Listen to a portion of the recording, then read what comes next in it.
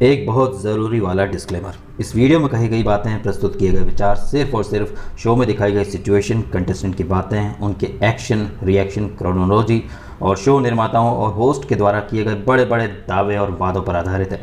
इस वीडियो का उद्देश्य सिर्फ शो में घटित हुई घटनाओं का विश्लेषण करना है, ना कि किसी होस्ट, कंटेस्टेंट या उनके फैंस को खुश करना या नाराज़ करना।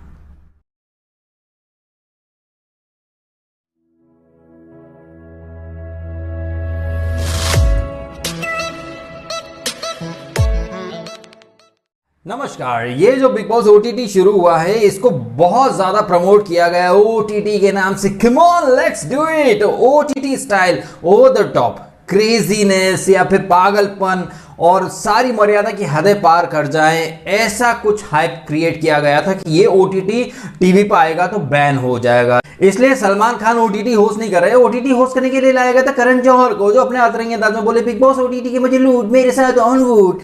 तो करण जौहर ने जिस कदर इस शो को जबरदस्त हाइप दी, मेकर्स ने हाइप दी, ओटीटी होगा ओटीटी होगा।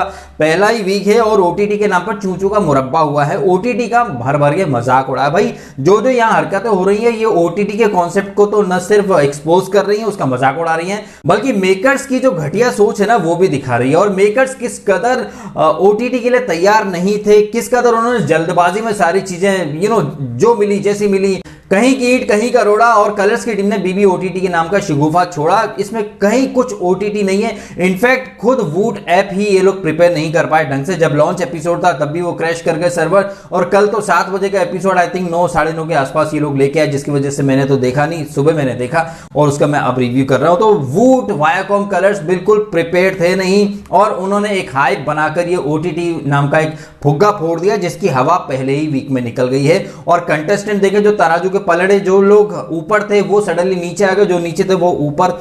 मतलब जो बैटरी थी इन लोगों की ओटीटी की, वो फुस हो गई है। और कल एक ऐसी टास्क हुई जिसने पूरी तरीके से इस ओटीटी कॉन्सेप्ट की धज्जियां उड़ा दी। उस टास्क पर हम आते हैं बाद में, लेकिन सवेरे गाना बजता है। उसके बाद अक्षरा और प्रतीक बैठकर बातें करते। देखिए, ये जोड़ी जो है नंबर 1 बनी थी, लेकिन इस जोड़ी में बहुत सारी, मैंने कल बोला भी कि दरारें पड़ चुकी हैं। तो यहां पर आपसी विचार विमर्श वगैरह किया जा रहा है कि हम सुन के नहीं लेंगे, हम भी इंडिविजुअल हैं, हमारी भी आइडेंटिटी है। तो वो अपने अलग लॉजिक दे रहा है कि हम पार्टनर है, लेकिन अपना अपना रहेगा। 4 लोगों के बीच में चिल्लाओ मत, जो भी मतभेद है, मतलब सुमड़ी में खुपचे में आकर के सलटा लो। इधर किचन का कुछ लफड़ा चल रहा है, जहां पर Come on man, I will chop the vegetables, yeah man। और कामचोरी वर्ड कहीं ना कहीं उसने 2-3 बार इस्तेमाल करा, जिससे निशांत के गुर्दे छिल गए। और निशांत तो भैया, निशांत तो उसके बारे में क्या बोल जाए। सारे कोरियोग्राफर, रेमो डिसूजा, बॉलीवुड के सब लोग भर भर के इसको सपोर्ट कर रहे हैं, इसके लिए वोट अपील वगैरह या इसका प्रमोशन, और ये नॉमिनेटेड भी है। तो जैसा कि मैंने लॉन्च एपिसोड के टाइम कहा था कि अबू मलिक सलमान कोटे से आए थे, यहाँ पर ये सेलिब्रिटीज के कोटे से निशांत आया हुआ है, और इसको पसंद नहीं आया कि कामचोर क्यों कहा जा रहा है। अब बात दरअसल ये है कि जो जीशान, उसने कुछ टमाटर प्याज वगैरह चॉप करके रख दिया। बोला डूड इतना काफी है मैन, इतना बस सफिशिएंट हो जाएगा, और अगर जरूरत और लगेगी तो मैं आगे कर लूंगा यार, मैं वर्कआउट नहीं करूंगा, I will chop the vegetables, come on man. और ऐसे करके ये बाहर जाते हैं, और कामचोरी नहीं करनी है, कामचोरी नहीं करनी है यार, काम करना है। ये कामचोरी वर्ड कहीं ना कहीं गुर्दे छील देता है निशांत के, और फिर एक अफलातूनी आर्ग्यूमेंट शुरू होता है। अब यहां पर आप एक बात समझने की कोशिश करें। फ्लो में निशांत एक बात बोलते हैं कि यार हमको आइडिया थोड़ी है यार कि इतना सारा ब्रेकफास्ट लंच। तो जो जीशान ने कहा था, वो भी स्टार्ट में यही कहा था कि भाई एक साथ इतना नहीं काटते हैं, अभी इतना मैंने काट दिया है, और जरूरत पड़ेगी तो मैं और काट दूंगा। इस बात को फिर लंबा खींचा जाता है, और फ्लो में निशांत एक बात कह देता है कि यार हम कोई पैदाइशी खाना बनाते थोड़ी आए हैं यार, जो हमको इतना सारा आइडिया हो जाए। ब्रेकफास्ट का पहले कर लेते हैं, लंच का बाद में कर लेंगे। तो जीशान ने भी तो वही कहा था, लेकिन यहां पर राय का पहाड़ बनता है। और यहां पर जैसे ही निशांत ये कहते हैं कि यार हमको आइडिया नहीं, हमने ये थोड़ी किया है, तो अक्षरा सिंह चलती बस में चढ़ पड़ती हैं, और फिर उनका बीपी, एंजाइटी और बाप रे माता आ जाती है उनके अंदर। नहीं, हम तो बचपन से लोगों के घर में नौकरानी रह के काम करके आए हैं, हम भी अच्छे परिवार से हैं, हमारे अभी 5-5 नौकर है, एटिकेट्स मैनर्स हमको भी पता है। अरे बाप रे, बात बोली किस उद्देश्य से गई थी और इसे पहुंचा कहीं और दिया। बात जो थी वो निशांत ने किसी और कॉन्टेक्स्ट में कही थी, यहां पर उस बात को एक अलग ही रंग देकर जो माता आई हैं, कहीं ना कहीं अक्षरा सिंह को लगा भाई सब लड़ रहे हैं, चलती बस में हम भी चढ़ लेते हैं। और एक ऐसी बात जो उनसे नहीं कही गई थी, और एक ऐसी बात, भैया वो कोरियोग्राफर है, वो कोई शेफ नहीं है जिसे आइडिया हो कि कितना क्या करना है, और सब कंफर्ट जोन से निकल के आके अपनी अपनी व्यथा सुना रहे हैं, स्ट्रेंजर्स हैं लेकिन फिर भी कर रहे हैं। लेकिन अक्षरा सिंह का यहां ओवर द टॉप रिएक्शन था। यहां ओटीटी कंटेंट तो नहीं आ रहा है लेकिन रिएक्शन ओटीटी स्टाइल में निकल रहे हैं, जिनका कहीं कोई आई थिंक इस कॉन्सेप्ट से कोई तुक ही नहीं बनता। क्योंकि जब लॉजिकल चीज हो, जहां वाकई में आपको ओटीटी रिएक्शन देना है, वहां तो आप दे नहीं रहे हो। जैसे कि कल एक टॉर्चर सर्वाइवल वाली टास्क थी जहां आपको ओटीटी स्टाइल में टॉर्चर करना था, सर्वाइव करना था, लेकिन ये जो टास्क हुई है इससे कई गुना टॉर्चर वाले टास्क तो हम टीवी पर देख चुके हैं। तो ये जो टास्क थी इस पर हम आते हैं। लेकिन ये निशांत इनके झगड़े के बाद फिर थोड़ा नेहा भसीन और प्रतीक का भी होता है। सब कहते हैं कि यार पहले खा लो उसके बाद में लड़ना। तो नेहा भसीन जो है वो काफी सेंसिबल है और वो प्रतीक को बिल्कुल मौका नहीं देती हैं लीड लेने का। यहां नेहा भसीन ने प्रतीक की जो बोलती बंद की है वो काबिले तारीफ है, और यही नहीं प्रतीक को मजबूर कर दिया कि वो आके सॉरी बोले। तो जो point two point logical argument होते हैं उसमें नेहा भसीन ने दिखा दिया घर वालों को कि प्रतीक की बोलती कैसे बंद की जानी चाहिए। एक पॉइंट पकड़ के उससे अपोलोजाइज करवा ही लिया नेहा भसीन ने, और अपना एक दिखा भी दिया कि आप जरूरी नहीं है चिल्लाने से चीखने से ही आपका पॉइंट प्रूव हो, शांति से लॉजिकल बात करके आप बड़ी आसानी से अपने जो शब्दों की उसमें जीत सकते हो, और सामने वाला भले ही बड़ बोला हो उसको आप घुटनों पर ला सकते हो। ये कल नेहा भसीन ने दिखाया। अब जरा हम ये प्रतीक की बात कर लेते हैं। प्रतीक जो है वो जब लॉन्च एपिसोड में आया था बड़ी बड़ी बातें कही थी, मैं कर्मा हूं।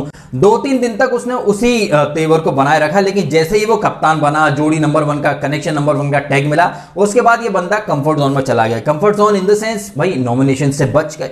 जब आप नॉमिनेशन से बच गए तो फिर क्यों आपको एफर्ट करना। गुप्ता यूनिवर्सिटी में बताया गया है इन लोगों को कि कब कब कैसा कैसा कार्ड निकालना है। कभी स्ट्रॉन्ग कार्ड निकालना है, कभी वुमन कार्ड निकालना है, कभी विक्टिम कार्ड निकालना है, तो कभी इमोशनल कार्ड निकाल लेना है। जैसे कि गुप्ता ने हमने देखा ही था कि कैसे प्रियंका का नाम लेकर अपने ब्लेंडर्स को छुपाने की भर भर के कोशिश की थी। तो गुप्ता यूनिवर्सिटी से निकले हुए ये प्रतीक और दिव्या अब अपने दूसरे कार्ड निकाल रहे हैं। दिव्या जो कि 2-3 दिनों से काफी ज्यादा एकदम हाइपर हुई थी, हाइपर वो यहां भी, लेकिन प्रतीक के साथ वो जिस टोन में बात करती थी वो अब काफी ज्यादा, जब से कल उसने सेव किया था तब से उनका बात करने का तौर तरीका और प्रतीक के साथ जो उनकी कहीं ना कहीं जो खुन्नस चल रही थी वो अब साइड में हो गई। दोनों अच्छे से इंसानियत के दायरे में यार, इंसानियत के दायरे में टास्क करूंगा मैं, ऐसा थोड़ी ना यार, मैं मतलब इंसान के फेयर रहूंगा, मैं फेयर रहूंगा। तो प्रतीक जी जो फेयर खेल रहा है ना, इस फेयरनेस की कहीं ना कहीं धज्जियां उसने खुद उड़ा दी। जब उर्फी जो संचालक बनी थी उनसे वो कहता पाया गया कि देख तू हमको जिता देना, तू फेयर खेल लेकिन तू हमको जिता देना। मतलब ये कौन सा होता है। एक तो ये फेयर वर्ड और एक एफ वर्ड, ये 2 वर्ड पकड़ के रखे हैं प्रतीक ने। कहीं ना कहीं ये 2 वर्ड के फेयर में वो ऐसा फंसा है कि अपना जो खेल जो कि एक टाइम पर ऊपर जा रहा था अब वो नीचे आ चुका है, और दूसरी टीम जो कि नेगेटिव लग रही थी कहीं ना कहीं वो ऊपर आ चुके हैं। और ये सब कुछ कहीं ना कहीं गुप्ता यूनिवर्सिटी का कमाल है। आपको कब अच्छा लगना है, कब कैसे और कहां किस तरह का कार्ड निकालना है, कैसा गेम खेलना है, ये बातें एमटीवी के बच्चे जो कि गुप्ता प्रोफेसर गुप्ता के छात्र हैं इन सबको बहुत अच्छे से आती है। 3 दिन पुराना प्रतीक देखिए और अब का प्रतीक देखिए, फेयर एफर्ट की ही बातें करता रहता है। हमें इंसान रहना है। ये जो टास्क हुई थी यहां पर, ये फॉर अ चेंज यहां दिव्या अग्रवाल ने चिट्ठी पढ़ी। शमिता से तो पढ़ा ही नहीं जाता, रिद्धिमा भी कोई अच्छा नहीं पढ़ रही थी, लेकिन दिव्या अग्रवाल ने चिट्ठी काफी अच्छे से पढ़ी। यहां आपको स्टैच्यू बन के रहना है और सामने वाली टीम आपके ऊपर टॉर्चर करेगी, लेकिन उसमें आपको धक्का नहीं देना है, यानी कि पुश नहीं करना है, और खींचना नहीं है, यानी कि पुल नहीं करना। इसके अलावा do whatever you want to do man. अब आप गुदगुदी कर सकते हो या फिर एक्सट्रीम लेवल का टॉर्चर कर सकते हो, जो कि हमने देखा कैसे बिग बॉस आई थिंक 11 में डडलानी खानदान के चश्मो चिराग को कांचा चीना बना दिया था। इस कदर उसके ऊपर टॉर्चर हुआ था। वो जितना भी टॉर्चर किया गया, चाहे वो बिग बॉस 11 में, 12 में, 13 में, हमने हर बार देखा कि भाई टॉर्चर एकदम नेक्स्ट लेवल का होता है। तो जब हमने टीवी पर इतना एक्सट्रीम लेवल का टॉर्चर देखा हो, कंटेस्टेंट सब देख के आए हैं, ऐसे में उम्मीद थी कि ओटीटी पर तो और ज्यादा ओटीटी अंदाज वाला कहीं ना कहीं क्रेजीनेस से भरा हुआ टॉर्चर टास्क देखने को मिलेगा। लेकिन ना भाई ना, यहाँ तो नर्सरी के बच्चों की तरह ड्राइंग बना रहे हैं, थोबड़े पे दाढ़ी मूछे बना रहे हैं, मिर्ची का धुआं कर रहे हैं। एक और बचपनी हरकत जैसे थोड़ा माइंड गेम कहा जा सकता है कि जीशान के बाल ट्रिम करने के लिए ट्रिमर की आवाज लगा दी और जो फॉक होता है उसको बालों में घुमा के ऐसा लग रहा करके इसके बाल उड़ा दी तो हट जाए, लेकिन वो कोई नहीं हटे भाई। सब बहुत ज्यादा वहां पे एकदम डेडिकेटेड थे खड़े रहने के लिए। तो सामने वाली टीम को भी एकदम जबरदस्त प्लानिंग करके इन लोगों को हटाना था, लेकिन कोई प्लानिंग, कोई यूनिटी कुछ नहीं थी। यहाँ निशांत और मुस्कान कुछ हद तक डेस्परेट लग रहे थे कि उन्हें कुछ करना है, लेकिन यहां प्रतीक के अंदर इंसानियत और फेयर गेम खेलने का कीड़ा काट चुका था। कोई प्लानिंग, कोई एग्जीक्यूशन, कुछ यूनिटी वगैरह कुछ नहीं थी। सब अपने अपने अलग अलग कोने में, कोई बाहर वो कर रहा है तो कोई अंदर मिर्चियां ढूंढ रहा है, अदरक ढूंढ रहा है, लहसुन ढूंढ रहा है। जबकि ये जो टास्क थी इसमें भाई सिंपल सा तरीका सुनने में ऑलरेडी आ चुका है कि प्रतीक की टीम टास्क हार गई है, और हारी इसलिए क्योंकि यहां प्रतीक को नेता बनना था, फेयर गेम खेलना था। भाई ओटीटी कॉन्सेप्ट है ना, ओटीटी में तो यही मौका था आपका ओटीटी और अंदर का क्रेजी पर्सन बाहर लाने का। लेकिन इससे ज्यादा ओटीटी तेवर हम इमाम सिद्दीकी के रूप में या फिर स्वामी ओम के सीजन में देख चुके हैं। आई थिंक उनके मुकाबले तो ये ओटीटी अभी बच्चा ही है और ये अभी अंडे से बाहर नहीं आया है। एनीवे, ये टास्क की संचालक है उर्फी, क्योंकि उनका कोई कनेक्शन है नहीं। ये टास्क शुरू उसके पहले सब अपनी तैयारी में आ जाते हैं। कोई मुंह को कवर करके आता, कोई हुडी वगैरह पहन के आता, कोई सिर को पूरी तरह कपड़े से कवर कर लेता है। बट एनीवे टास्क शुरू होती है और ये लोग कुछ नहीं कर पाते। निशांत बहुत एफर्ट लेने की कोशिश करता है, लेकिन प्रतीक के अंदर बार बार अरे नहीं यार, हम ह्यूमन हैं, इंसानियत के तकाजे में रहकर, दायरे में रहकर करेंगे, वी विल बी फेयर। क्योंकि कहीं ना कहीं शायद उसको भी डर लग रहा है कि भाई कल उसका भी नंबर आएगा, तो वो कम से कम टॉर्चर देना चाहता ताकि उधर से कम मिले। लेकिन भैया यहां ऐसा नहीं होता है ना, आपने कुछ नहीं किया, लेकिन सामने वाली टीम एपिसोड के एंड में भर भर के प्लानिंग कर रही है कि कॉकरोच डालेंगे। और एक गलती जो इन लोगों ने की, वो गलती दूसरी टीम नहीं करेगी, और वो गलती यह है कि वो यूनिटी रखेंगे, यूनाइटेड रहेंगे और एक साथ पिल पड़ेंगे। लेकिन हमने यहां देखा रिद्धिमा और जो फेक नाथ है करण नाथ, वो तो एक नंबर का गर्दुल्ला, वो न 3 में है न 13 में, वो बस बातें कर सकता है, हाँ में हाँ मिलाता लोगों की। इस टास्क में देखिए आपको क्या कि टॉर्चर सहना है, और अगर आप नहीं सह पा रहे हो तो हट जाओ। लेकिन हमने देखा कि ये रिद्धिमा, करण और ये सब लोग जब डाल रहे हैं लिक्विड वगैरह, शैम्पू, साबुन, डिटर्जेंट, तेल वगैरह सब, तो उसमें डेटॉल भी था। अब ये डेटॉल पानी के रूप में बहते बहते आंखों में चला गया। उसके बाद दिव्या अग्रवाल जो है फट पड़ी, उनके अंदर भी माता आ गई और बाल्टियों से मार रही है, फेंक रही है, धक्का दे रही है, चल फुट, बहुत ज्यादा हाय तौबा किया। लेकिन सामने वाली टीम में किसी में दम नहीं था कि वो बोल दे भाई इतनी प्रॉब्लम थी तो हट जाती ना, क्यों आप वहां बुत बनी खड़ी रही, आप हट जाओ ना, आपको अगर ये टॉर्चर नहीं सहना तो हट जाओ, ये नाटक मत करो। लेकिन नहीं, यहां दिव्या को नाटक करना था। पहले तो बहुत बोली कि बस मेरी आंख में कुछ मत डालना, बाकी मेरे कपड़े फाड़ दो, हाँ मैंने किया है, हटा के दिखाओ दम हो तो, यही तो किया है। तो एक तरफ बड़ी बड़ी बातें करती हैं, लेकिन दूसरी तरफ लोगों के ऊपर बाल्टी से मारती हैं या फिर मारने दौड़ती हैं, झगड़ा करती हैं। अरे क्या तुमसे पूछ के थोड़ी ना डालेंगे। और इस घर में अगर कोई भी चीज जो कि डेंजरस होगी हेल्थ के लिए, तो वो बिग बॉस है ना बोलने के लिए, बिग बॉस रोकेगा ना। लेकिन नहीं, यहां पर इनको अपनी कन्वीनियंस ज्यादा प्यारी है कि भाई तुम मेरे ऊपर वही चीजें डालो जो मैं चाहूं। मतलब क्या कि डिटॉल फिटॉल मत डालो, लिक्विड मत डालो, सिंपल सा फंडा था। अगर ये जो प्रतीक की टीम के लोग थे, कुछ ज्यादा नहीं करना था भाई, बाल्टियों के थपेड़े मारते भर भर के हर तरफ से मुंह पर, अपने आप इतनी जोर का आपको पानी का थपेड़ा मारना था कि वो अपने आप गिर जाते। सिंपल सा लॉजिक है। आप जब एक टीम बना के 6 लोग बार धाड़ करते ना, बड़ी ही आसानी से आप बाल्टी भर के पानी के थपेड़े मारते यार, वो ज्यादा देर टिक नहीं सकते, आराम से गिर जाते। और भी बहुत तरीके थे, जैसे कि इन लोगों ने प्लान कर रहे थे, ये लोग दिव्या और राकेश और ये सब की कॉकरोच डालेंगे। हमारे गार्डन में इतनी सारी घास है, कान में आके आप घास के वो जो होते हैं कतरे, वो आप गुदगुदी कर सकते हो, बहुत सारी चीजें कर सकते हो। लेकिन नहीं, इन्हें तो मिर्ची का धुआं लो, ऐसे करो, या फिर कान के पीछे वो मंजीरे बजाओ, थाली बजाओ, ये सब और चेहरे पर दाढ़ी मूछ बनाना, ये क्या, ये बचकानी हरकतें होती हैं, ये ओटीटी नहीं होता है। अब कल जब ये लोग रिसीविंग एंड पे होंगे तो वो आज के एपिसोड में देखेंगे कि कैसे टास्क वगैरह कर रहे हैं। लेकिन ऑलरेडी पता चल चुका है कि शमिता राकेश जीत चुके हैं और वो कप्तान बन चुके हैं। इसका फुल क्रेडिट जाता है प्रतीक एंड टीम को, क्योंकि उन्होंने एफर्ट ही नहीं लिए।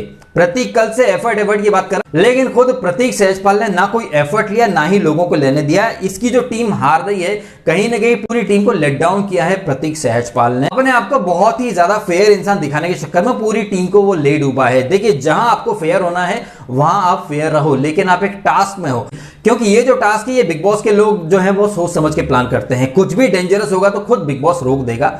लेकिन नहीं, यहां तो प्रतीक के अंदर, मतलब गुप्ता यूनिवर्सिटी वाला जो फेयर इंसान का कार्ड आज उसे खेलना था तो वो खेल रहा था। लेकिन उर्फी को जब उसने बोला कि भाई तू हमको जिता देना, तो उसके फेयर गेम की भी कहीं ना कहीं उसने पोल पट्टी खोल दी।